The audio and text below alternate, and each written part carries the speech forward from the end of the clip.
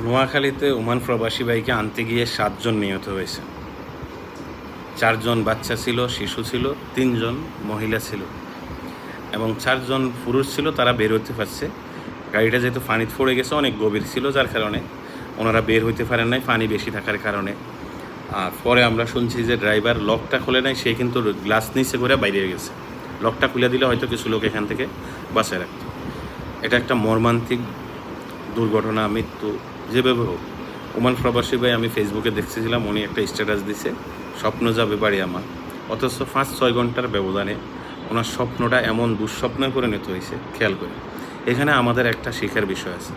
রাত্রে স্পেশালি আমরা যখন রওনা হই, এই ক্ষেত্রে আমাদের কেয়ারফুল থাকা জরুরি। রাত্রে 12টার পরে যে কোনো মানুষের চোখে ঘুম আসে, গাড়ি চালানোর ক্ষেত্রে আরও একটু বেশি আসে। কারণ যেহেতু আমাদের কাছে আমরা গাড়ি চালাই, সেহেতু আমি জানি, সবাই জানেন।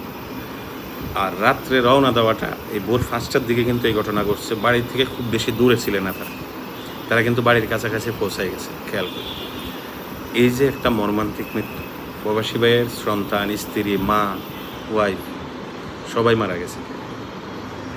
এই যে একটা ফেটিটিক, এই যে একটা মর্মান্তিক মৃত্যু, আল্লাহ এই প্রবাসী ভাইকে শোক সইবার সাহস দান করুক, তৌফিক দান করুক। কথা হলো আমাদের এখান থেকে অবশ্যই আমাদের কিছু শিখতে হবে।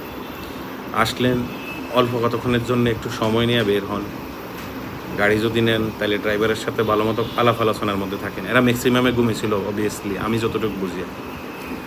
এই যে মারা গেছে বাচ্চারা, এরা ম্যাক্সিমাম, কারণ ভোর রাত্রে তখন সবাই ঘুম আসে, ম্যাক্সিমাম হয়তো সবাই ঘুমাইছিল, কিছু একটা এরকম করছে। যাই হোক, দুর্ঘটনা তো ঘটে গেছে আমাদের প্রবাসী ভাইয়ের। এটার জন্যে সারাদিন ধরে, সকাল ধরে নিউজটা দেখতেছি, এটা ভোর রাতের ঘটনা। তো মনটা পুরো খারাপ হয়ে, তাই ভাবলাম আপনাদের সাথে শেয়ার করি। সতর্ক হওয়া দরকার। ভালো থাকবেন। আসসালামু আলাইকুম।